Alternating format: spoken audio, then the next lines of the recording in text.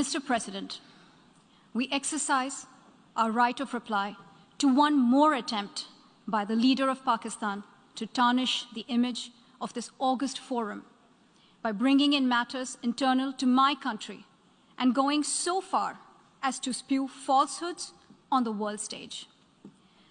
While such statements deserve our collective contempt and sympathy for the mindset of the person who utters falsehood repeatedly, I am taking the floor to set the record straight. Regrettably, this is not the first time the leader of Pakistan has misused platforms provided by the UN to propagate false and malicious propaganda against my country, and seeking in vain to divert the world's attention from the sad state of his country, where terrorists enjoy free pass while the lives of ordinary people, especially those belonging to the minority communities, are turned upside down. Mr. President, member states are aware that Pakistan has an established history and policy of harboring, aiding, and actively supporting terrorists. This is a country which has been globally recognized as one openly supporting, training, financing, and arming terrorists as a matter of state policy. It holds the ignoble record of hosting the largest number of terrorists proscribed by the UN Security Council.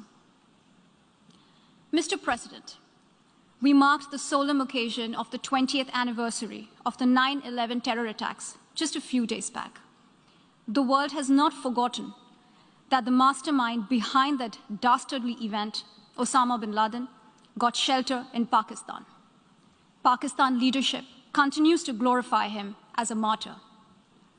Regrettably, even today, we heard the leader of Pakistan trying to justify acts of terror. Such defense of terrorism is unacceptable in the modern world.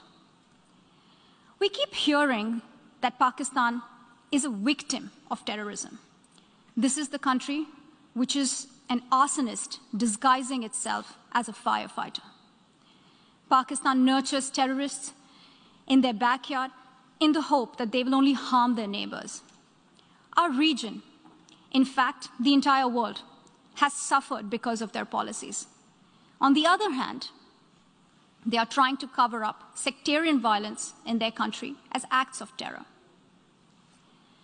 Mr. President, this is also the country that still holds the despicable record in our region of having executed a religious and cultural genocide against the people of what is now Bangladesh. As we mark the 50th anniversary this year of that horrid event in history, there is not even an acknowledgement, much less accountability. Today, the minorities of Pakistan, the Sikhs, the Hindus, the Christians, live in constant fear and state-sponsored suppression of their rights. This is a regime where anti-Semitism is normalized by its leadership and even justified. Dissenting voices are muzzled daily, and enforced disappearances and extrajudicial killings are well documented. Mr. President, unlike Pakistan, India is a pluralistic democracy with a substantial population of minorities who have gone on to hold highest offices in the country, including as President, Prime Minister, Chief Justices, and Chiefs of Army Staff. India is also a country with a free media and an independent judiciary that keeps a watch and protects our Constitution.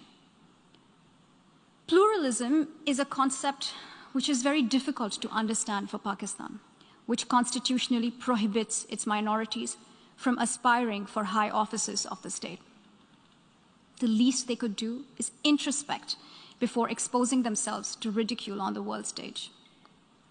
Finally, Mr. President, let me reiterate here that the entire Union territories of Jammu and Kashmir and Ladakh were, are, and will always be an integral and inalienable part of India.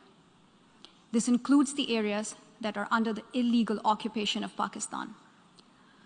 We call upon Pakistan to immediately vacate all areas under its illegal occupation. Mr. President, allow me to be categorical about India's position. We desire normal relations with all our neighbors, including Pakistan. However, it is for Pakistan to work sincerely towards creating a conducive atmosphere, including by taking credible, verifiable, and irreversible actions to not allow any territory under its control to be used for cross-border terrorism against India in any manner. I thank you, Mr. President.